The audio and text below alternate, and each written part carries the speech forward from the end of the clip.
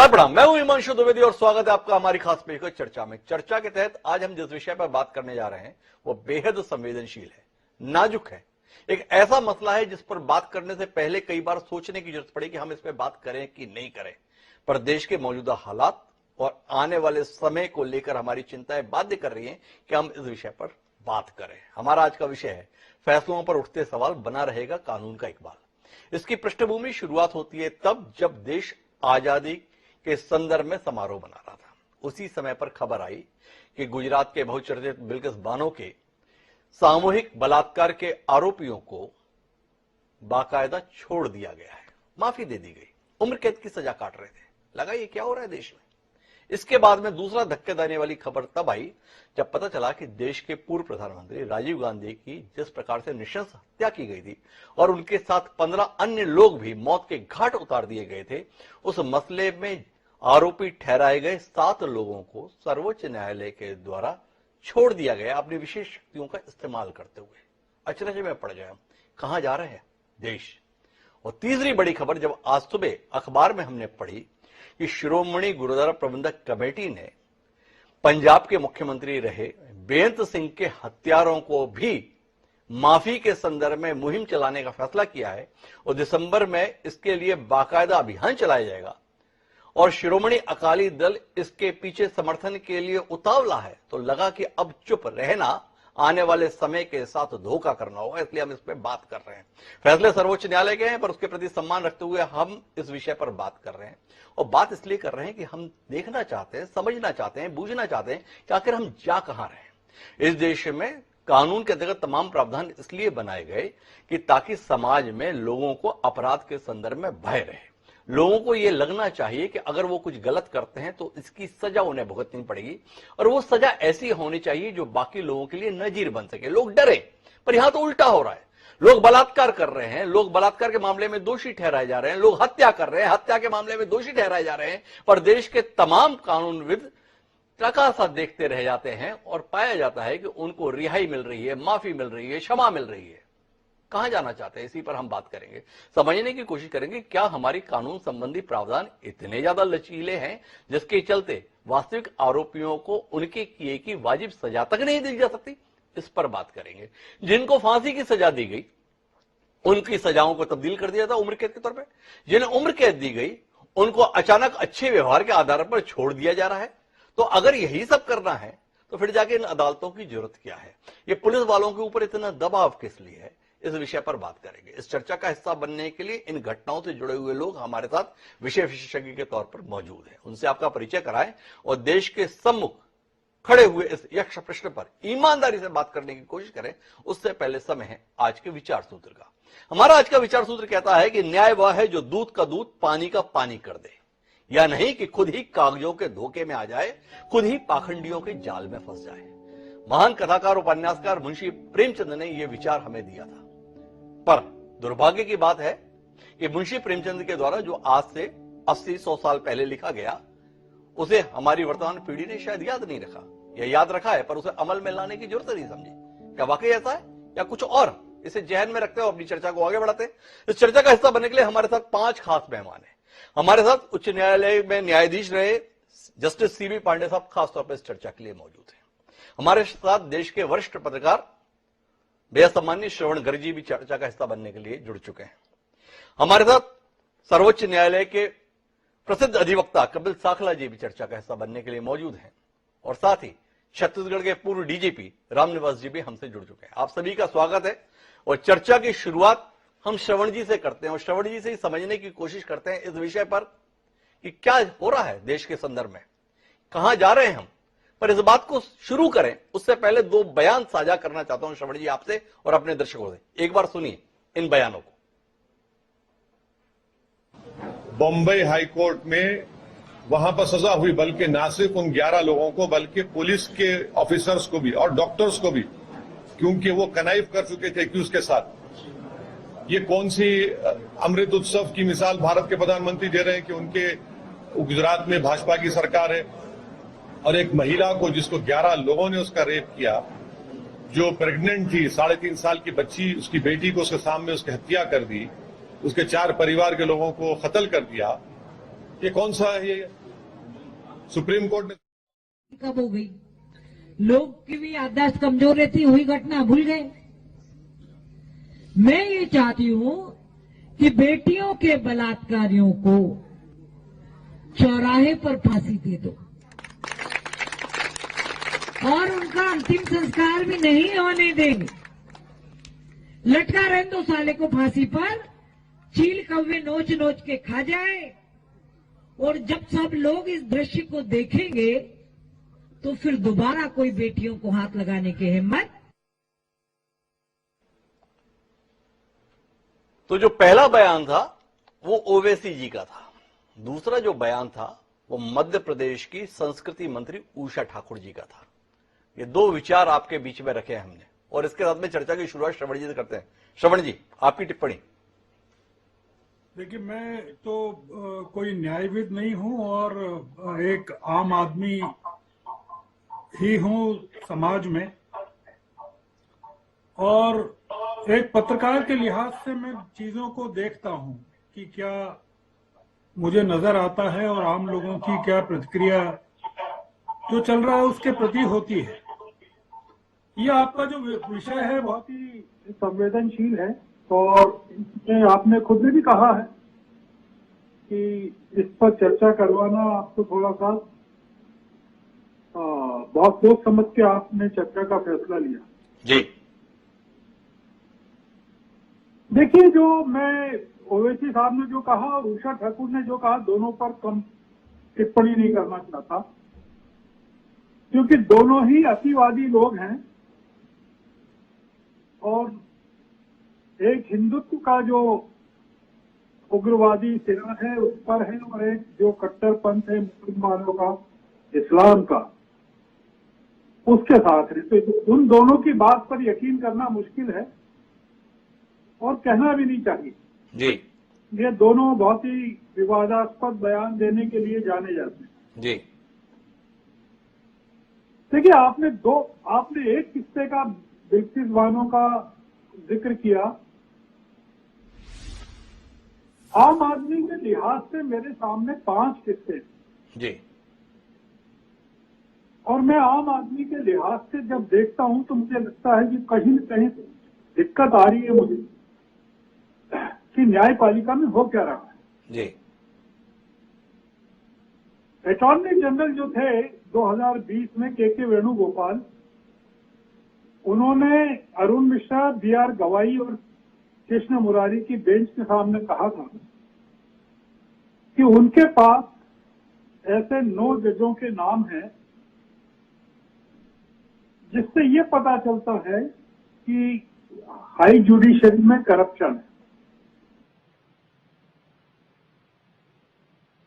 5 जजों ने, या बल्कि 4 जजों ने और 5वें ने बाद में कहा, पब्लिकली कहा कि सुप्रीम कोर्ट में, हायर जुडिशरी में डेमोक्रेसी फेल हो गई है। जो किस्से मैं आपके सामने एक आम आदमी के लिहाज से बताना चाहता हूं हिमांशु जी, जी। वो जाकिया जाफरी का केस है। 68 लोगों को गुजरात के दंगों में एक कॉलोनी में, गुलमर्ग कॉलोनी में मार डाला गया। जाकिया जाफरी के पति को जिंदा जला दिया गया। वो 80 साल की महिला अकेली 16 साल तक लड़ती रही। उस केस को सुप्रीम कोर्ट में खारिज कर दिया गया, उसकी अपील को खारिज कर दिया, और उस महिला की जो मदद कर रही थी तीस्ता सेतलवाड, उनकी गिरफ्तारी होगी। इसमें 2 चीजें हैं कि तीस्ता सेतलवाड की एक बेंच गिरफ्तारी करवा देती है, उसके आदेश पे हो जाती है, गुजरात पुलिस बॉम्बे में कर लेती है, और फिर दूसरी बेंच उसको रिहा कर देती है। जी। एक बिल्किस बानो का केस है जो आपने बताया। एक हमारी जमात के आदमी आल्ट न्यूज के जुबैर की गिरफ्तारी एक 4 साल पुराने ट्वीट में, और कोर्ट द्वारा उसकी जमानत को नामंजूर करना। मैं जब आम आदमी के लिहाज से इन चीजों को देखता हूं तो मुझे लगता है कि आम आदमी डरा हुआ है। उसके लिए न सिर्फ कानून देरी से मिल रहा है, कानून महंगा हो गया है और उसका न्यायपालिका पर से भरोसा भी थोड़ा थोड़ा कम होता जा रहा है। तो मेरा ये कहना है कि इसके जरिए हम क्या पाना चाहते हैं, हम इस बहस के जरिए क्या पाना चाहते हैं और जो वर्तमान स्थिति है और जो सबसे बड़ा खतरा मुझे लग रहा है आगे चलते, जो मैं देख रहा हूं कि क्या कार्यपालिका और जुडिशरी के बीच में किसी तरह का कॉन्फ्रंटेशन में देख रहा हूं क्या। कॉलेजियम को लेकर जिस तरह की बहस चल रही है, जजों के नियुक्तियों में जो देरी हो रही है, ट्रांसफर्स में जो देरी हो रही है, सुप्रीम कोर्ट के कॉलेजियम की सिफारिश को केंद्र सरकार जिस तरह से लेकर बैठी है, तो हम क्या किस दिशा में देश में न्यायपालिका को लेके जा रहे हैं, श्रवण जी इस पे बात कर रहे हैं, लेकिन हम थोड़ा विषय को मूल तक केंद्रित रखना चाहते हैं। राजीव गांधी के हत्यारों के संदर्भ में, बिल्किस बानो के गुनहगारों को छोड़े जाने के संदर्भ में और अब बेअंत सिंह के हत्यारों की रिहाई के लिए अभियान चलाए जाने के संदर्भ में मेरे साथ में इस समय कपिल साकला जी। और कपिल साकला जी, आपसे समझना चाहता हूं, एक सामान्य व्यक्ति ये मानता है कि हत्या एक जघन्य अपराध है और अगर हत्या के मामले में आपको दोषी ठहराया गया है तो उसकी वाजिब सजा आपको मिलनी चाहिए। बलात्कार के संदर्भ में निर्भया हत्याकांड के बाद में माना गया कि यह बेहद ही संगीन किस्म का अपराध है और फांसी तक का प्रावधान कर दिया गया। लेकिन हो क्या रहा है, सामूहिक बलात्कार के आरोपी अच्छे चाल चलन के आधार पर छोड़ दिए जा रहे हैं। फांसी के मामले में देश के प्रधानमंत्री जो शख्स रहा उसकी जघन्य हत्या की गई, उसके साथ 16 लोग और मारे गए और 7 लोग छोड़ दिए जा रहे हैं। फांसी की सजा इस आधार पर टाल दी गई, उम्र कैद में बदल दी गई कि इनको सही समय पर फांसी पर लटकाया नहीं गया, इसलिए अब इनको फांसी पर नहीं लटकाया जाना चाहिए और अब उनको रिहा भी कर दिया गया बाकायदा। और उसमें दलीलें ये दी गई हैं कि इनका चाल चलन बहुत अच्छा है, ये पढ़ाई कर रहे हैं, ये जेल में रहने के दौरान अच्छा व्यवहार रखे हैं। और इसका नतीजा ये है कि जिन बेअंत सिंह ने पंजाब को आतंक से मुक्त दिलाने के लिए बाकायदा साहसपूर्ण तरीके से सरकार का संचालन किया और आखिर में अपनी जान तक गंवा दी, अब उनके हत्यारों को छोड़े जाने के लिए अभियान चलाया जा रहा है। और कोई अचंभे की बात नहीं है, जब राजीव गांधी के हत्यारों को छोड़ दिया गया तो बेअंत सिंह के हत्यारे भी आने वाले समय में हमें जेल से छूटते हुए दिखे और लोग फूल मालाएं पहनाते हुए दिखे। तो आपसे जानना चाहता हूं कपिल साकला जी, क्या देश की अदालतें इसी के लिए बनी है? क्या देश का कानून इसी संदर्भ में है कि जो दोषी हैं उनको वक्त के साथ इस तरीके की सम्मानजनक रिहाई का अधिकार प्राप्त हो? डॉक्टर साहब, मैं पहले बात करना चाहूंगा जी कि जो इस बिल्किस बानो के साथ हुआ वो बहुत ही पेनफुल है। मैं 24-25 साल से वकील हूं। मैं सिर्फ रेप और पॉक्सो के मैटर्स नहीं लेता हूं क्योंकि मैं जानता हूं कि मैं अक्यूज के साथ जस्टिस नहीं कर पाऊंगा जी। पर मैं इसके साथ एक चीज और बोलना चाहता हूं कि अगर हम एक बार ये भूल जाएं कि ये किसके साथ हुआ, उसकी कास्ट क्या थी या जो अक्यूज थे उनकी कास्ट क्या थी या कम्युनिटी क्या थी, जो भी भूल जाए, रिलीजियस रीजंस जो भी थे, अगर हम भूल जाए और हम एक बड़ी प्लेन तरीके से जूरिस्प्रूडेंस पे बात करें कि वकालत क्या है, लॉ क्या है और लॉ किस तरह से होनी चाहिए, तो एक क्वेश्चन पूछूंगा। बड़ी अनफॉर्चुनेट बात है, पर क्या लोगों को लटका देने से क्राइम कम हुए नहीं हुए? अगर ऐसा होता तो दिल्ली बस रेप केस के बाद में रेप केसेस ही नहीं होते, मर्डर केसेस ही नहीं होते। तो अगर ये बोल दिया जाए कि अरे इनको मौत की सजा दी गई थी, लटका देना चाहिए था, लटकाया नहीं गया, इसकी वजह से दूसरे जो अक्यूज हैं उनको भी ये लगेगा कि हम भी कर लें, ऐसा नहीं है। सिस्टमैटिक फेलियर है हमारे सिस्टम का, जहां पे विक्टिम जो होता है उसको भी क्या जस्टिस नहीं मिल पाता है और जिसको सजा मिल रही है वो भी एक तरह से विक्टिम हो जाता है क्योंकि उसको भी सजा ठीक से नहीं मिलती है और ये भी डिसाइड नहीं होता कि क्या करा जाए। केस लंबे चलते रहते हैं और उसके बाद इसी तरह के ऑर्डर्स होते हैं, दलीलें होती हैं कि जब इतने साल हो गए हैं तो उनको कुछ बेनिफिट मिल जाना चाहिए। ये पहली बात। मैं एक बात और बोलूंगा, थोड़ी कड़वी बात कर रहा हूं बट मैं इसलिए कर रहा हूं क्योंकि ये भी थोड़ा जरूरी है। हमारे देश की एक खासियत है कि हम दोनों पहलू को समझें। जो हुआ वो बहुत बुरा हुआ, मैं मानता हूं, जो हुआ वो बहुत बुरा हुआ, पर पहली चीज सिर्फ लटका देने से तो ऐसा नहीं होता कि ये इस तरह के केसेस खत्म हो जाते, केसेस तो फिर भी हो रहे। दूसरी बात उससे भी ज्यादा इंपॉर्टेंट है, दूसरी बात ये इंपॉर्टेंट है कि अगर ये सच है कि कोर्ट के सामने बड़ा आदमी छोटा आदमी जात पात कुछ नहीं देखी जाएगी, जस्टिस सबके लिए बराबर है, अगर ये बोला जाए तो अगर किसी को लाइफ की सजा मिलती है तो रिमिशन के बाद 14 साल में पूरे हिंदुस्तान में ज्यादातर स्टेट्स में छोड़ दिया जाता है। ये सच्चाई है जी। Unless and until exceptional case माना जाए, रेयरेस्ट और रेयर केस माना जाए। ये जितनी भी बुरी सजा हुई, जितना भी बड़ा हुआ, पर सुप्रीम कोर्ट तक जब मैटर गया तो ये नहीं बोला गया कि ये रेयरेस्ट और रेयर केस है। और इस वजह से अगर उनको 14 साल की सजा मिनिमम सेंटेंस जो था रिमिशन के बाद छोड़ा जा सकता है तो वो छोड़े जाने के हकदार हैं जी। छोड़ा जाना चाहिए। मेरे दिल को कैसे लगा ये सब एक अलग बात है, मैं सिर्फ लॉ पे बात कर रहा हूं जी। ऑनरेबल सुप्रीम कोर्ट ने भी मई 2022 में ये कहा था इसी मैटर में कि जो गुजरात सरकार है वही कॉम्पिटेंट है देखने के लिए कि इसको रिमिशन मिली जाए ना मिली जाए, क्योंकि ये भी लीगली सही बात थी जी। क्योंकि जो वारदात हुई थी वो गुजरात में हुई थी, महाराष्ट्र ट्रांसफर कर दिया गया था ताकि पॉलिटिकल रीजन ना हो। तो सिंपल था कि जो पावर है वो गुजरात गवर्नमेंट के पास है। अब गुजरात गवर्नमेंट ने क्या सोच के नहीं करा वो एक अलग बात है, पर क्या बाय लॉ कर सकती थी तो हां कर सकती थी। क्या आज के नैरेटिव के हिसाब से करना चाहिए वो एक अलग बात है, मैं उसमें नहीं पढ़ूंगा। ये पहली बात है, कड़वी बात है पर सच्चाई है जी। अब दूसरी बात हो गई बड़ी क्विकली। राजीव गांधी जी जो हमारे अर्स्टवाइल प्राइम मिनिस्टर थे, उनके जो मर्डरर्स थे जी। वो भी अब छूट गए। बहुत गलत बात है मुझे मालूम है, पर अगर आप एक दूसरी बात समझिए कि उनको 30 साल की सजा हो गई, 30 साल काट लिए उन्होंने। 30 साल में वो आप और मेरे टैक्सेबल इनकम के गेस्ट रहे हैं। ऐसा तो या तो बाहर निकल के सुधर गए होंगे, और अगर नहीं सुधरे होंगे तो बाकी उनकी जो 20-30 साल है वो हमारे टैक्स पे जी रहे होंगे। क्या फायदा हुआ उनको अंदर रख के, और क्या रख देना चाहिए उनको।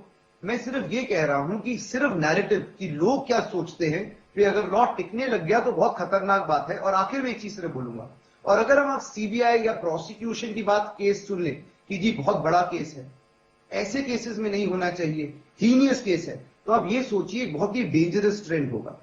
क्योंकि अभी भी सीबीआई जितने केसेस में आती है, फाइनेंशियल फ्रॉड में कहती है जी देश का पैसा लेकर भागे, केस में दम हो ना हो वो ये सोचते जितना साल खींच सके खींच ले।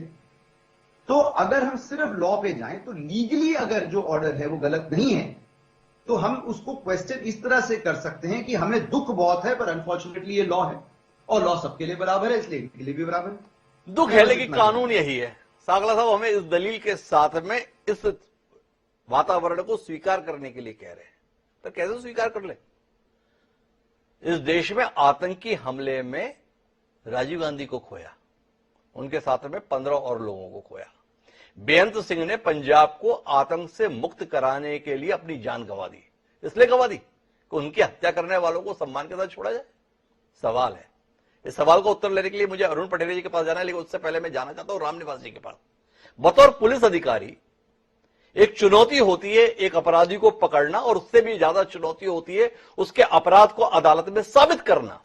और उस सफलता के बाद में भी जब आप ये देखते हैं कि जिनको आपने साबित कराया वो पहले फांसी की सजा पाते हैं, फिर उम्र कैद में तब्दील हो जाते हैं, वो उम्र कैद के बाद में सम्मानजनक तरीके से रिहा भी हो जाते हैं, तो जानना चाहता हूं रामनिवास जी क्या महसूस करते हैं आप जैसे पुलिस अधिकारी इन हालात को लेकर। मैं सबसे पहले तो अपने जो पैनलिस्ट हैं उनको मैं प्रणाम करता हूं, और बहुत अच्छा विषय आपने दिया है, आप इसके लिए बधाई के पात्र हैं। ये भारतवर्ष में कानून के हिसाब से तो जैसे हमारे वरिष्ठ साथियों ने बताया कि कानून के जो जिसको कहें कि wheel with in the wheel की कानून की पेचीदगियों में उसका इंटरप्रिटेशन में जाएं तो सारी चीजें सही हैं, क्योंकि जब माननीय उच्चतम न्यायालय ने छोड़ा है और उसको निर्णय दिए हैं तो उसमें कानून की कोई बात बची ही नहीं, क्योंकि उसमें तो कोई चीज है कि भाई कानून के दायरे से तो हम बोल ही नहीं सकते कि वो बिल्कुल सही है। लेकिन जब हम उसको पूरे परिप्रेक्ष्य में देखते हैं तो आम जनता को एक ठगा हुआ था आम जनता महसूस करती है जी। कि जब इस प्रकार की घटनाएं होती हैं तो ये एक स्टेज वाइज उसको परिवर्तित करते जाइए, और वो अंत में जाके फिर इतने बड़े जघन्य अपराध किया, फांसी की सजा थी, उसमें डिले हुआ, फिर जो भी हुआ।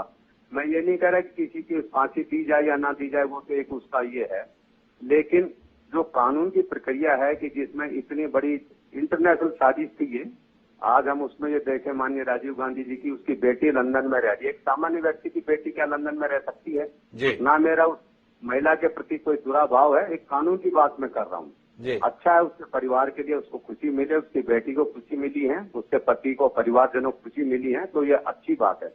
लेकिन जहाँ कानून की बात आती है तो एक अंतर्राष्ट्रीय साजिश के तहत देश के प्रधानमंत्री की हत्या होती है, एक अंतर्राष्ट्रीय साजिश के तहत पंजाब के मुख्यमंत्री की हत्या होती है, एक अंतर्राष्ट्रीय साजिश जिसमें कि देश विदेश के लोगों को शामिल होकर उसमें सारी चीजें होती है, फिर वो छूट के चले जाएं, तो वो एक दुखद पहलू है।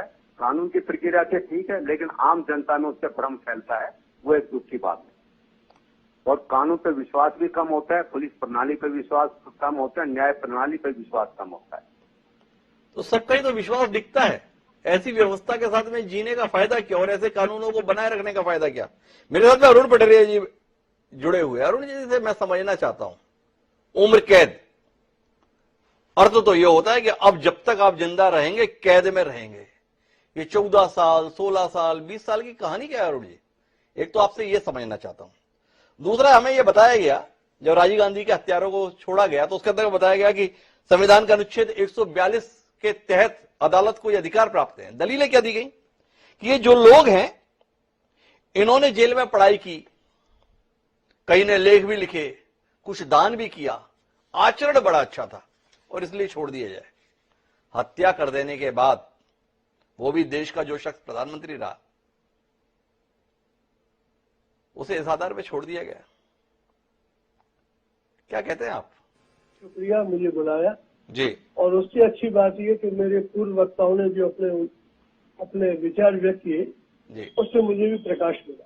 जी मेरा सबसे पहला निवेदन ये कि ये चूंकि चर्चा कानूनी बिंदुओं पर आधारित है, इसलिए सबसे पहले देखिए इसका लॉ क्या है। जी लीगल पोजीशन ये है कि कानून के जो प्रावधान है वो कभी कभी सामान्य भावनाओं के अतिरेक या विपरीत होते हैं। जी जैसे एक उदाहरण दूं मैं कि हत्या के केस में अगर कोई मुलजिम बंद है और 90 दिन तक लगातार बंद रहे और पुलिस चालान पेश नहीं करे तो उस आदमी की जमानत अपने आप हो जाती जी। है।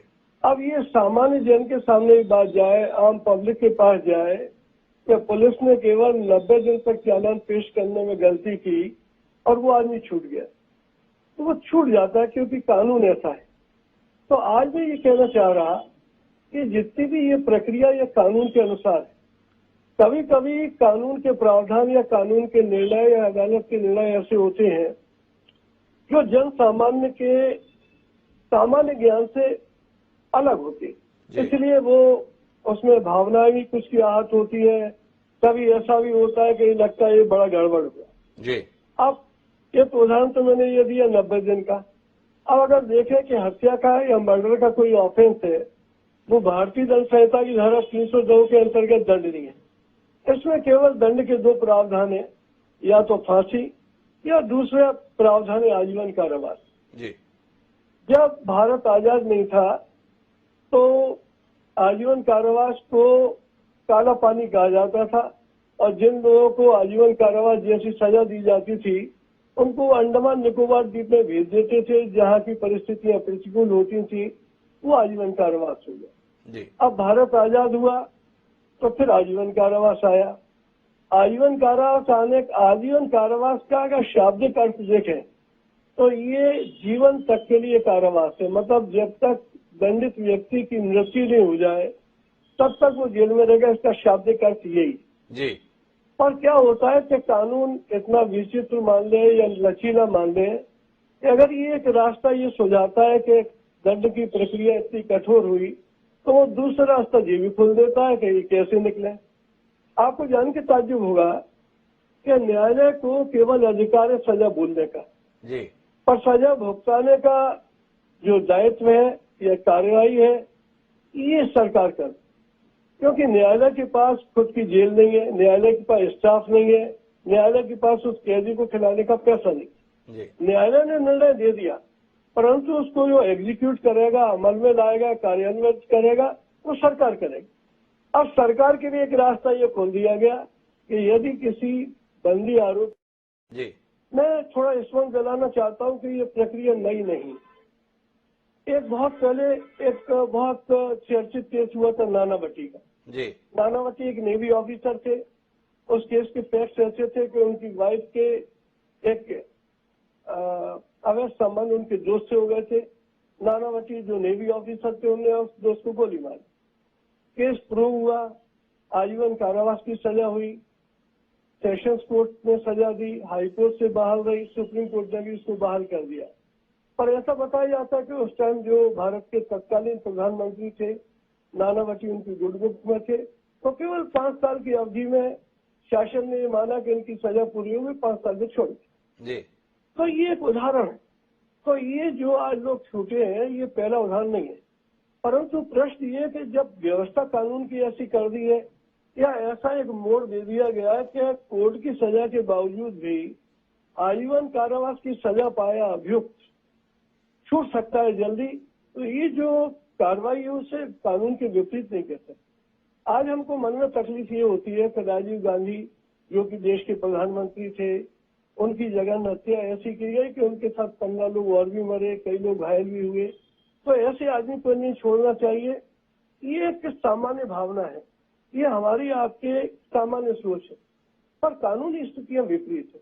दूसरे मेरा कहना यह है कि हम ये चर्चा कर रहे हैं, पर जिस आधार पर अपेक्स कोर्ट ने या सर्वोच्च न्यायालय ने इन लोगों को छोड़ा, उनकी दलीलें जो अभी चर्चा हो रही है उसके अलावा और भी। तो पहला तो मेरा कहना है कि जब ये न्यायालय के फैसले हो तो ये सामान्य भावनाओं से उसको ज्यादा नहीं जोड़ा जा सकता। हम जन सामान्य है तो उनको सामान्य भावनाओं से जोड़ेंगे जरूर, पर पूरा नहीं जोड़ सकते। मैं माफी के साथ अरुण पटेल जी आपको बीच में रोकना चाहूंगा।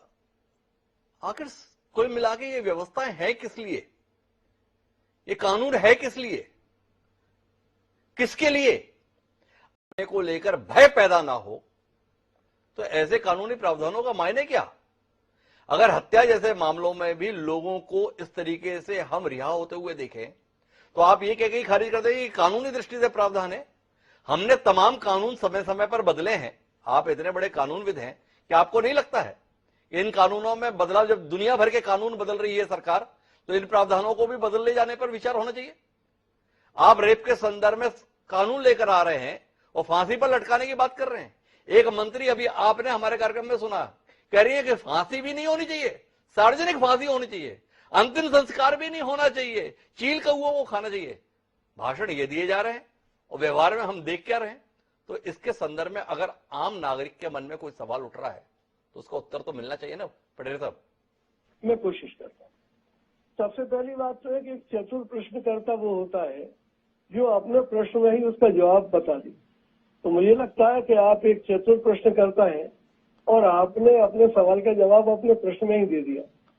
सही बात तो ये है कि ये जो कानून बना है अब इसमें परिवर्तन होना चाहिए, क्योंकि जब तक इस प्रकार के लचीले प्रावधान रहेंगे तब तक इनका उपयोग, सदुपयोग या दुरुपयोग होता रहेगा। प्रश्न ये उठता है कि हम उस निर्णय को किस बिंदु से देखते हैं, किस नजरिए से देखते हैं, किस दृष्टिकोण से देखते हैं। अगर इसी फैसले को मुलजिम के परिवार या मुलजिम के समुदाय या मुलजिम के प्रांत के लोगों को देखेंगे तो निश्चित रूप से इस फैसले का वो स्वागत करेंगे। इस नजरिए को अपन दूसरे सामान्य दृष्टि से देखेंगे तो उसका अपन आलोचना भी करेंगे। प्रश्न केवल एक है कि कानून का पालन कराने के लिए सरकार बाध्य है और न्यायालय जो फैसले देती है उसको सरकार मानती है। पर सरकार को ही अगर प्रावधान ये दे दिया है कि हमने आजीवन कारावास की सजा दे दी और आप जब चाहे इसको छोड़ दो, रीजन को भी बताया जा सकता है वो सही हो गलत हो। सही बात तो है कि ये इस प्रकार के कानून में परिवर्तन होना चाहिए। तो अरुण पटेल जी सहमत है इस बात से कि इसमें परिवर्तन तो होना चाहिए। मैं जाना चाहता हूं जस्टिस सीबी पांडे साहब के पास में, लेकिन कपिल साखला जी को हस्तक्षेप करना चाह रहे थे। एक बार संक्षिप्त में उनका हस्तक्षेप सुनते हैं और फिर जाकर सीबी पांडे साहब के पास चलते हैं। जी साखला साहब। मैं बड़ी जल्दी से एक चीज बोलना चाह रहा था। डॉक्टर साहब, आपने पूछा कि ये सजा का कारण क्या होता है, तो दो होते हैं। जो ऐसे एक आपने कहा डर होना चाहिए, बहुत अच्छी बात है, ये हो गया पब्लिक के लिए। पर दूसरी चीज जो उतनी जरूरी है उसे कहते हैं रिहैबिलिटेशन।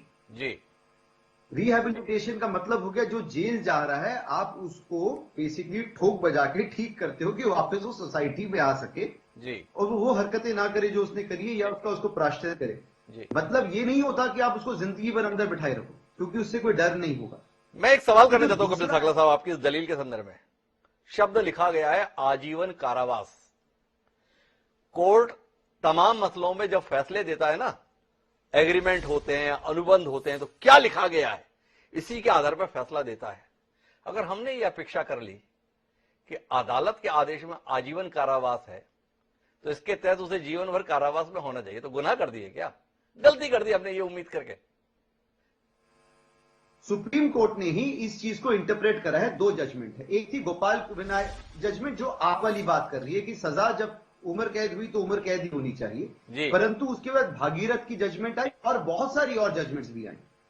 ये हो गई एक बात। और दूसरा, जो कोर्ट भी है वो सरकार के काम में दखल अंदाजी नहीं करेगी। अगर जो सरकार का राइट है वो सरकार का राइट ही होगा, रिमिशन सरकार का राइट है। सरकार का राइट तो सरकार तो किस बात के लिए है? देश का जो प्रधानमंत्री रहा उसकी हत्या करने वालों को छोड़ने के लिए, जो प्रदेश का मुख्यमंत्री रहा उसके हत्यारे की रिहाई के लिए भी अब हम इंतजार करें कि कब मन उदार हो जाए और उसे रिहा कर दिया जाए। जैसे बलवंत सिंह राजोआना, उनको 2019 में फांसी की सजा उम्र कैद में तब्दील कर गई। कब कर दी गई? गुरु पर्व के दिन कर दी गई। यह फैसला राजनीतिक था या कानून सम्मत था? विचार का विषय होना चाहिए। मैं सीवी पांडे साहब के पास जाना चाहता हूं, न्यायमूर्ति रहे, और उनसे जानना चाहता हूं क्या वाकई न्याय हो रहा है? क्या वाकई हम समाज में न्यायिक व्यवस्था को स्थापित कर रहे हैं, या हमने अपने कानूनी प्रावधान आजादी के 75 साल बाद भी दरअसल अपराधियों की सहूलियत के लिए तैयार किए हैं, ना कि अपराधियों को दंडित करने के लिए? यह सवाल एक आम भारतीय के मन में पैदा हो गया है पिछले कुछ समय में। आप जैसे विद्वान न्यायाधीश से इस संदर्भ में जवाब की उम्मीद के साथ हम यहां मौजूद हैं। थोड़ा रोशनी दीजिए ना पंडित साहब। देखिए, जो आपराधिक मामले हैं जी, उसमें जो सजा की व्यवस्था है और उनको दोषी ठहराने की जो व्यवस्था है उसको 2 पहलू में, 2 भाग में। जहां तक दोषी ठहराने की व्यवस्था है उसमें एक न्यायालय साक्ष्य प्रस्तुत होती है और अंत में उसको न्यायालय दोषी ठहरा देती या छोड़ देती है। दूसरी व्यवस्था है कि सजा देने के लिए क्या, कैसे सजा दिया जाए। अब इधर पहले तो यही था, लेकिन अब वो सजा पर सुनने की भी एक व्यवस्था है, तो सुनने के बाद वो सजा न्यायालय देती है। अब सजा हो गई, अब उसके बाद सारी परिस्थितियां पैदा होती है। सजा होने के बाद जैसे बार बार आप उठा रहे हैं सवाल कि जिसको आजीवन कारावास मिला है, तो आजीवन कारावास के मतलब पूरी जिंदगी वो जेल में रहना चाहिए। इस व्यवस्था को ये मान लिया गया कि 14 साल तक मिनिमम तो जेल में रहना ही रहना है जी, अगर आजीवन कारावास हुआ है। लेकिन उसके बाद जिस सरकार में जिस न्यायालय में द्वारा सजा हुई है, अगर उस राज्य के लोग चाहें तो उसके चाल चलन में उसकी सजा कम कर 14 साल के बाद, 14 साल के पहले भी। अब ऐसा होगा, यही आप लोग, यही सारी दिक्कतें यहीं से पैदा हो रही। इसमें दिक्कतें पैदा ये होती हैं कि वो जो राज्य सरकार है वो अपने राजनीतिक दृष्टिकोण से कि कौन, वहां पे राजनीति शुरू हो जाती है। और वो राजनीति ऐसी होती है कि कौन सा, अगर कोई उनका फेवरेबल है, कोई उन पर दबाव है, कोई उनके जो राजनीतिक पार्टियां हैं उनके जात की प्रभाव, उन पर प्रभाव पड़ता है, तो तमाम इस तरह चीजें होती हैं। और वो फिर रिविजन की वो सुनवाई सजा कम करने की वो करने लगते हैं और सजा जोड़ जा के बिना होना के 14 साल के बाद वो कोशिश करते हैं कि उनको छोड़ दिया जाए। और नहीं उस पर अगर राज्य सरकार खुद नहीं छोड़ पाती है तो राज्यपाल को या राष्ट्रपति को भी अधिकार है कि वो उनको माफ कर दे। और ऐसा भी होता है कि 14 साल के, अरे अधिकार की बात तो ठीक है पांडे साहब, मेरा तो आपसे एक, आपका इतना लंबा तजुर्बा है उसको लेकर सवाल है कि हमारे ये प्रावधान किस बात के लिए है? दोषियों को दंडित करने के लिए है या अपराधियों को सहूलियत देने के लिए? ये द्वंद्व हमारे जहन में पैदा हो गया है पिछले कुछ समय का उदाहरण देखते हुए। एक है बाबा राम रहीम, दोषी ठहराए जा चुके हैं, हर 6 महीने 8 महीने में खबर मिलती है, पैरोल पे बाहर हैं, प्रवचन दे रहे हैं, खेती कर रहे हैं। आपसे जानना चाहता हूं, यही है हमारे कानून के अंदर का प्रावधान? थोड़ा रोशनी दीजिए ना। एक न्याय हो रहा है। समाज ये अपेक्षा करती है कि गंभीर मामलों में इस तरह की राजनीति न हो, लंबे समय तक उनकी सजा हो। इस बात को ध्यान देकर सुप्रीम कोर्ट ने ये भी लिखना शुरू किया कि 14 साल का मतलब आजीवन कारावास का काम कर रहे हैं, तो उन्होंने ये भी लिखना किया जिनको 30 साल तक नहीं छोड़ा जाएगा, 25 साल तक नहीं छोड़ा जाएगा, आजीवन इनको नहीं छोड़ा जाएगा। ये भी सुप्रीम कोर्ट ने हाईकोर्ट ने अपने फैसले में लिखना शुरू कर दिया। लेकिन इसके बावजूद भी समाज को आप जानते हैं कि राजनीतिक लोग समाज की उतनी परवाह नहीं करते। राजनीतिक लाभ के लिए वो बहुत सारे मामलों में समाज की उपेक्षा करके अपनी राजनीतिक दृष्टि से वो फैसले लेते हैं। तो मैं तो ये समझता हूँ किसी भी गंभीर मामले में, जैसे प्रधानमंत्री हैं या बिल्किस कांड है, ऐसे ऐसे मामलों में तो बड़ी गंभीरता दिखाना चाहिए राज्य सरकारों को, और न्यायालय को भी इस मामले में समाज के साथ खड़ा होना चाहिए। पांडे साहब का मानना है समाज के साथ खड़ा होना चाहिए। मैं वापस श्रवण जी के पास आता हूं और श्रवण जी से इस संदर्भ में, दिशा के संदर्भ में उम्मीद करता हूं। किशोर जी, आप ही बताइए, ठीक हो रहा है जो कुछ भी हो रहा है? नहीं, जो भी हो रहा है बिल्कुल गलत हो रहा है। और मैं थोड़ा सा आश्चर्यचकित हूं कि जो बात कही जा रही है कि लीगली ठीक है जी, लोगों की भावनाओं का स्थान अपनी जगह है जी, तो ये ऐसे कानून की हमको क्या जरूरत है जी। अगर ये कानून है कि उसकी आड़ में लेकर जघन्य अपराधियों को छोड़ना है।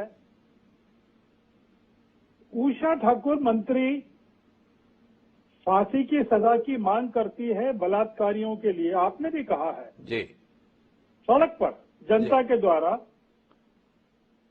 पर फांसी की सजा उन बलात्कारियों के लिए मांग की जा रही है सड़क पर जिनको वो अपराधी मानती हैं। बिल्किस बानो के जो अपराधी हैं बलात्कार के, उनके लिए बलात्कार की, उनके लिए उनके ऊपर अगर बलात्कार के आरोप हैं तो उनको रिहा कर दिया जाना चाहिए। उसको लेकर उषा ठाकुर का कोई विरोध नहीं है जी। उसकी सिफारिश करने वाली कमेटी में जो आदमी रहता है उसको चुनाव के लिए टिकट मिल जाता है गुजरात में जी। अगर राजीव गांधी के हत्यारों को रिहा कर दिया जाता है तो बेन सिंह के हत्यारों को क्यों नहीं रिहा किया जाना चाहिए? जी। सवाल यह है कि फिर जेलों से सारे हत्यारों को रिहा क्यों नहीं किया जाना चाहिए? जी। सवाल यह है कि आतंकवाद के नाम पर जितने लोगों को पकड़ा गया है, यूएपीए में जितने लोगों को पकड़ा गया है, वो अगर अच्छा चाल चलन करते हैं तो उनको क्यों नहीं रिहा करना चाहिए? तो इस चीज का फैसला कौन लेगा? जी। सवाल ये है कि हम किस समाज में, किस व्यवस्था में रहना चाहते हैं, और फैसले राजनीतिक व्यवस्थाएं लेंगी, राजनीतिक आधार पर लिए जाएंगे कि कानून के हिसाब से चीजें चलेंगी। और अगर कानून के हिसाब से चलना है तो फिर इनको क्यों छोड़ना चाहिए? और अगर अच्छे चाल चलन के आधार पर छोड़ना है तो फिर कानून की जरूरत क्या होनी चाहिए, पुलिस की जरूरत क्या होनी चाहिए, इन्वेस्टिगेशन की जरूरत क्या होनी चाहिए? जो आदमी दिल्ली में अपनी लिव इन में रिलेशन में रहने वाली महिला के 35 टुकड़े कर देता है, क्या उसको भी छोड़ दिया जाना चाहिए चाल चलन के कारण? तो श्रवण जी वहीं पर आकर खड़े हो गए जिसकी बुनियाद पर हमने इस कार्यक्रम को शुरू किया था। श्रवण जी सवाल उठा रहे हैं और इसके उत्तर के लिए मैं कपिल साखला जी वापस आपके पास रुक करता हूं। कानूनी प्रावधानों की दलील देकर आप इसका बचाव करेंगे या इस मुहिम का हिस्सा बनने की कोशिश करेंगे कि ऐसे कानूनों में बदलाव होना चाहिए, जैसा अरुण पटेरिया जी बोल रहे थे? हम समाज में क्या नजीर स्थापित करने जा रहे हैं? अगर राजीव गांधी के हत्यारों को छोड़ा जा सकता है तो अगर श्रवणगिरी जी कह रहे हैं कि आफ्ताब को भी छोड़ ही दिया जाएगा, उदाहरण है, पुराने उदाहरण नए फैसले लेने में मददगार होते हैं, तो क्या इसी दिशा में बढ़ना है हमें, या इसके संदर्भ में एक स्पष्टता आनी चाहिए? जी कानून में बदलाव होना चाहिए, जरूर होना चाहिए जी। पर कानून में ऐसे बदलाव होना चाहिए कि जो पब्लिक परसेप्शन है उसकी वजह से किसी को लटका दिया जाए, चीलों को खिला दिया जाए, सड़क में मार दिया जाए, अंतिम संस्कार नहीं किया जाए तो नहीं जी। क्योंकि जी विद ऑल ड्यू रिस्पेक्ट हम तालिबान नहीं है कि जहां पे किसी ने बोल दिया कि इसके हाथ काट दो, इसने चोरी करी है, इसका गला काट दो, इसका ये काट दो, ऐसे नहीं। जो लॉ का प्रोसेस है वो बनाई इसीलिए है, जुडिशरी बनी इसीलिए है जी। और ये देखिए कि चाहे वो आफ्ताब हो या जो भी ये कह रहे थे, बात वो नहीं है, बात ये है कि अगर उस समय वो इंटाइटल्ड होगा रिमिशन के लिए और वो अप्लाई करेगा और अगर लॉ तब स्टैंड करती होगी तो उसको भी बेनिफिट मिलेगा। मैं एक सवाल करना चाहता हूं कपिल साकला साहब आपसे, बहुत विनम्रता के साथ। हमने बुनियादी तौर पे जब नागरिक शास्त्र पढ़ा, राजनीति शास्त्र पढ़ा स्कूलों के अंतर्गत, तो बताएगा कि देश में अदालतों के अलग अलग स्तर हैं। निचली अदालत है, उच्च न्यायालय है, सर्वोच्च न्यायालय है। सर्वोच्च न्यायालय ने जो फैसला ले दिया अंतिम है। फांसी के संदर्भ में राष्ट्रपति के पास में अधिकार है दया याचिका के संदर्भ में, और राष्ट्रपति ने अगर दया याचिका को ठुकरा दिया तो उसके बाद में कुछ नहीं है। पर कमाल हो गया, हमने उसके बाद देश में देखा कि दया याचिका को ठुकरा दिया गया, पर उसके बाद अदालत ने फांसी की सजा पाए हुए व्यक्ति को छोड़ दिया।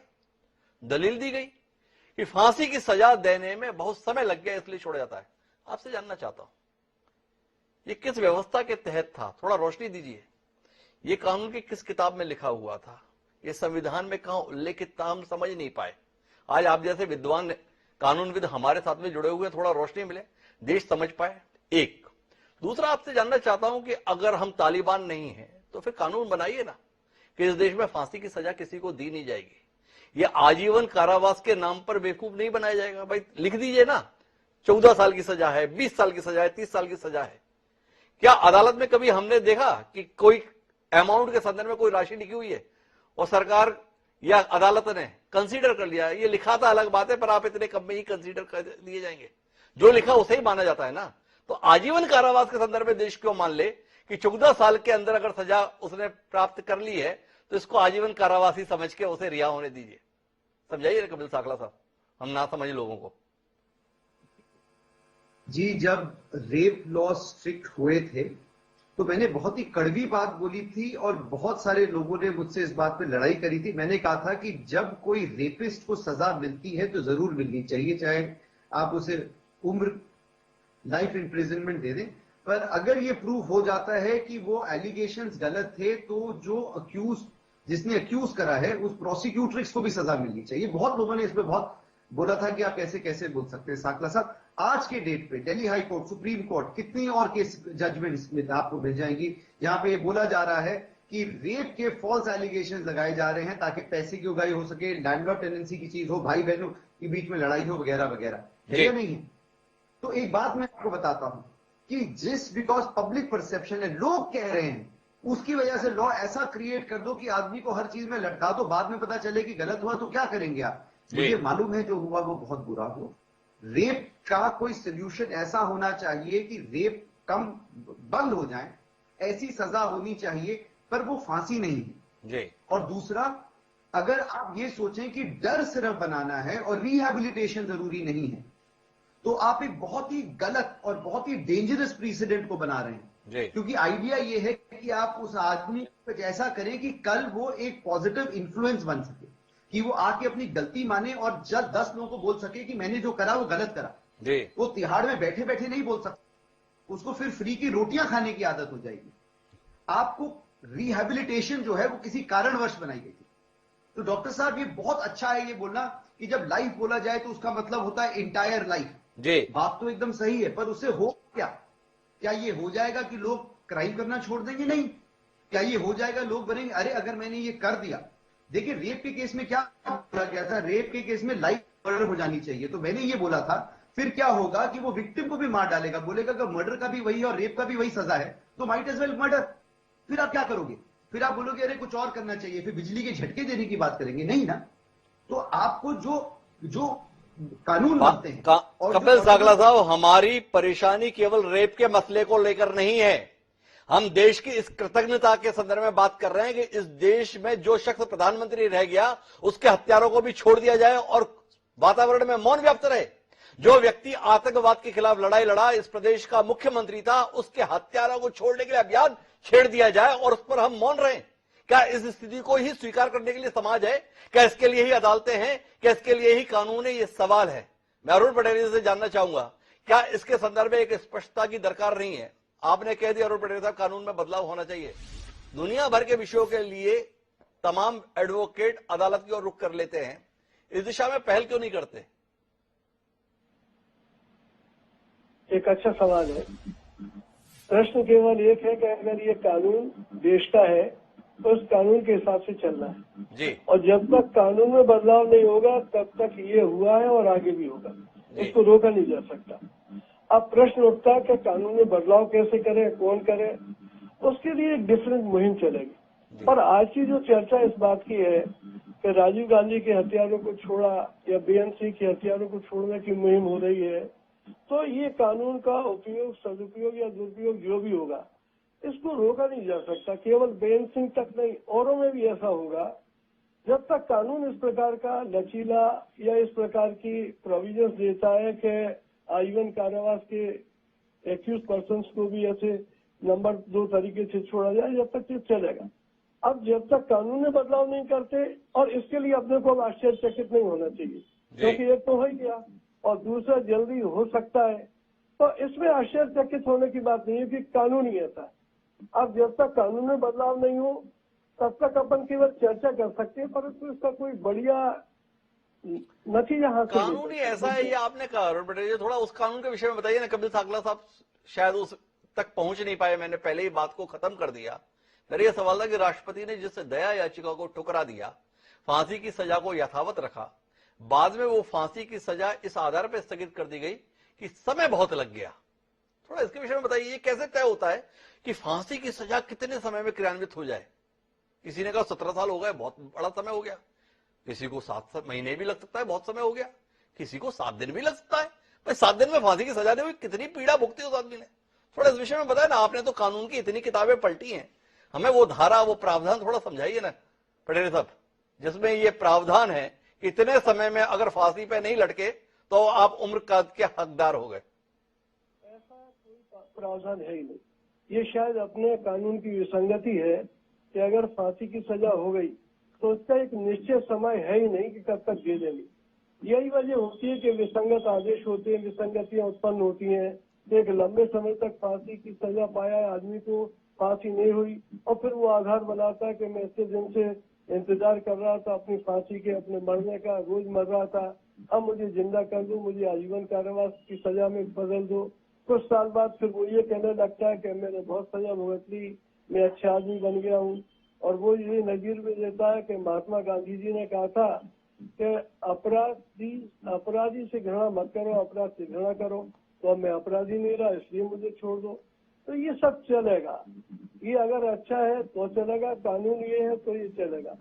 राष्ट्रपति के द्वारा दया याचना माफ करने के बाद भी शासन को ये अधिकार है कि वो सजा याफ्ता आजीवन कारावास के मुलजिम को आजीवन कारावास की सजा भुगताने से पहले छोड़ दे। अगर ये कानून है और उसके अनुसार कोई छूटता है तो हम ये नहीं कह सकते गैर कानूनी है, पर ये जरूर कह सकते हैं कि ये सही नहीं। तो जब तक कानून नहीं बदलता तब तक ये सब होता तो रहेगा। अपनी लाचारी को बड़ी सहजता के साथ अरुण पटेरिया जी स्वीकार कर रहे हैं, पर इस लाचारी के साथ 35 साल तक सेवाएं देने वाले रामनिवास जी क्या सोचते हैं, इसे जानने में हमारी दिलचस्पी है। इतने लाचार व्यवस्थाओं के साथ 75 साल से जी रहे हैं और कह रहे हैं कि आजादी का अमृत महोत्सव मनाते हैं। ऐसा महोत्सव जिसमें हम इस देश के महानायकों की हत्या करने वालों को रिहा होते हुए देख रहे हैं, और बड़ी सहजता से कह रहे हैं क्या करें, कानून ही ऐसा है। यही रह गया हमारे पास इस देश में जीने के लिए। ये डॉक्टर, कानून का तो जैसा हम विश्लेषण करते हैं, अधिवेशन करते हैं, वो समय अनुसार आप जैसे कि जहाँ भी सारा बताना, ये तो सभी को मालूम है कि सरकार के प्रकरणों में छोड़ा जाना उचित नहीं है। कानून तो जैसा आप कहेंगे वैसा इंटरप्रिटेशन के लिए चाहे महात्मा गांधी जी का उदाहरण दे दें, और जब कानून की बात करना शुरू करेंगे तो फिर वो वहां से रोमन एम्पायर से शुरू करेंगे या वेदों से शुरू करेंगे, ला के उसको जो मन माफी की अपना नतीजा है उसको ला के रख देंगे जी। तो इस प्रकार से भले ही हम कागजों पे तो कार्रवाई कर लें, लेकिन जनता में ऐसे अविश्वास 100% पैदा होता है और उसी का परिणाम यह है कि जो जगह जगह फिर जनता प्रशासन से विश्वास करती है, चाहे वो पुलिस प्रशासन हो, चाहे वो राजस्व प्रशासन हो, चाहे जिला प्रशासन हो, चाहे राज्य प्रशासन हो या देश का प्रशासन हो। इससे प्रशासन पे से आम जनता का विश्वास उठता है और उसी का परिणाम फिर जगह जगह देश में देखने को मिलता है। तो रामनिवास जी इत्तेफाक रखते हैं, जनता का विश्वास उठ रहा है व्यवस्था से।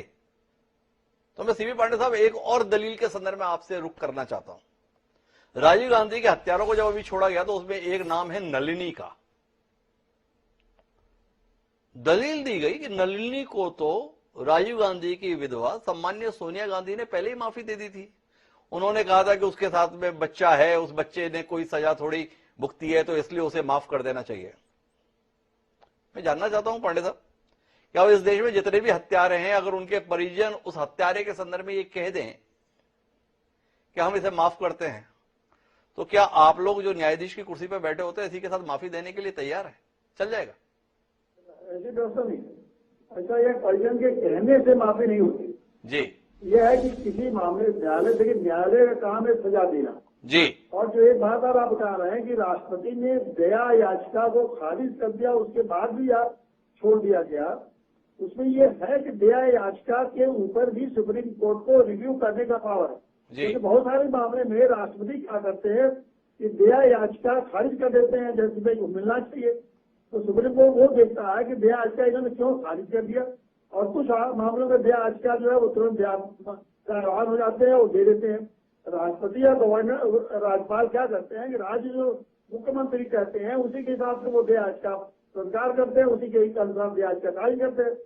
तो ये सारा कुछ न्यायालय पर दोष नहीं है, ये राज्य के वजह से मैंने कहा कि सजा के मामले में जो 14 साल जो मिनिमम सजा आजीवन कारावास का, उसके बाद जो छोड़ने का मामला है वो सब कुछ राज्य की सरकार के ऊपर निर्भर करता है और राज्य सरकार है उसका राजनीति करती है। इस मामले जहां भी आप देखेंगे इस तरह से छोड़ जाते हैं, वो लोग ऐसा करते हैं कि राज्य सरकार है उस तरह से रिकमेंडेशन देती है कि साहब बहुत अच्छा आचरण, कोई हाईकोर्ट या सुप्रीम कोर्ट एक जज तो जाके देखते नहीं है जेल में क्या आचरण है, वहां से उसे लिखवाया जाता है कि इनके आचरण बहुत अच्छे हैं, सीएम की रिपोर्ट आती है कि इनके बहुत अच्छे आचरण है, उसके बाद तब जाके ये मामला हाईकोर्ट के सामने जाता और तब कोर्ट सोचती है कि क्या इसको दिया जाना चाहिए कि नहीं दिया।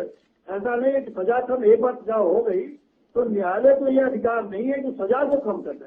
अगर आजीवन कारावास हो गया है तो वो आजीवन कारावास की सजा कम नहीं कर सकते। अगर फांसी की सजा अगर हुई है तो ये अलग बात है कि जब उनके सामने अपील हुआ है और उन्होंने कहा कि साहब मुझे अपील की फांसी की सजा को रिव्यू किया जाए, तब वो सोच सकते हैं, क्योंकि सजा होने के बाद कोर्ट कुछ नहीं कर सकती।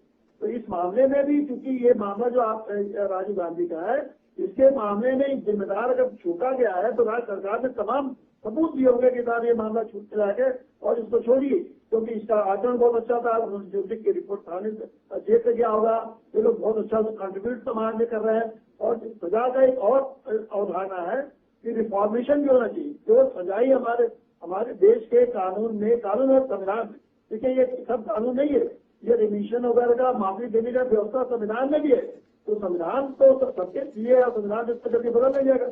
ये नहीं मानना चाहिए कि देश का कानून है, कानून के नागरिक की सजा हो रही है, छूट जा रहे हैं और कानून जब चाहो तब बदल लो। एक सिद्धांत पर सजा देने का भी एक अपना एक अलग से प्रिंसिपल्स हैं, उसके सिद्धांत हैं और उन सिद्धांतों के अंदर जो मामला आता है तो न्यायालय उस पर रिव्यू करके निर्णय दीजिए। लेकिन ये बात जो बार बार आप इस सवाल के बहस का जो मामला है कि भाई समाज जो समझता है कि समाज के दृष्टिकोण को भी बहुत महत्वपूर्ण है, समाज के लिए ही कानून है। समाज अगर किसी मामले में समझता है कि ऐसे मामले में गंभीरता से लेना चाहिए और सख्ती करनी चाहिए, तो न्यायालयों को भी समाज के दृष्टिकोण को ध्यान में रखकर अपने निर्णय देना चाहिए। तो सीबी पांडे जी का कहना है कि कानून किसके लिए, समाज के लिए, और हम इसी मुद्दे को लेकर तो बात कर रहे हैं कि आखिर समाज में इन फैसलों से संदेश क्या जा रहा है।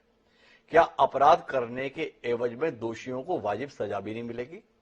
क्या इस देश के जो मसीहा के तौर पर देखे जाने वाले लोग रहे उनकी हत्यारे भी देश में सम्मानजनक तरीके से घूमते हुए हमें दिखाई दे सकते हैं? क्या उनकी रिहाई के लिए अभियान चलाए जाने को भी अनुमति दी जा सकती है? क्या रेप जैसे मामलों में, वो भी सामूहिक बलात्कार जैसे मामलों में भी लोग बाद में अच्छे चाल चलन के आधार पर छूटे हुए दिखाई दे सकते हैं? और अगर दिखाई दे सकते हैं तो फिर देश में ये बताया क्यों जा रहा है कि निर्भया के बाद में हमने कितना कठोर कानून बना दिया? क्यों बताया जा रहा है कि हत्यारों के संदर्भ में हमारे यहां इतने सख्त कानून है? विरोधाभास है। शब्दों के अनुसार सजा के प्रावधान होने चाहिए और जिनको जो दंड दिया गया है उसमें रियायत बरतने के संदर्भ में विचार होना चाहिए कि हमें समाज के बीच में नजीर क्या स्थापित करनी है। क्या नजीर ये स्थापित करनी है कि इस देश में किसी के साथ कुछ भी कर लो, आपका कुछ बिगड़ने वाला नहीं है। सजा हो भी गई तो पैरोल के आधार पर आप हर 6 महीने में बाहर की हवा खा सकते हो? या लोगों को ये लगना चाहिए इस देश में गुनाह करने से बुरा कुछ नहीं है, क्योंकि अगर आप गुनाह करेंगे तो आपको उसकी सजा भुगतनी होगी। देश को विचार करना चाहिए और जो देश की हुकूमत में बैठे उन्हें भी विचार करना चाहिए। आप सभी मेहमानों को बहुत बहुत धन्यवाद इस संवेदनशील विषय का हिस्सा बनने के लिए। समय है अब आज की प्रासंगिक पंक्तियों का, आज के शेर का। हमारा आज का शेर हमारी वेदना को व्यक्त करते हुए कुछ यूं है कि मुंसिफ को मसलहत की जवां रास आ गई। मुंसिफ को मसलहत की जवां रास आ गई, तो फैसला हुआ मगर इंसाफ कब हुआ? लेस कुरैशी ने जिस वेदना को व्यक्त किया उसी वेदना को हमने इस कार्यक्रम में व्यक्त करने की चेष्टा की। सर्वोच्च न्यायालय के प्रति पूरा सम्मान रखते हुए हम एक बात कहना चाहते हैं, सर्वोच्च न्यायालय पर इस देश का अगाध विश्वास है। वो विश्वास इस बात को लेकर है कि सब गलत कर सकते हैं पर सर्वोच्च अदालत गलत नहीं कर सकती। सर्वोच्च अदालत को यह बात संज्ञान में लेनी चाहिए कि इस देश के संदर्भ में जो फैसले लिए जाए वो समाज में कानून का राज स्थापित करने के संदर्भ में मददगार होने चाहिए। उम्मीद करते हैं देश की सर्वोच्च अदालत शायद हमारी इस भावना को समझने के संदर्भ में उपक्रम करेगी। इसी के साथ अब मुझे दीजिए, कल फिर मिलते हैं नए विषय के साथ। तब तक के लिए सदा प्रणाम।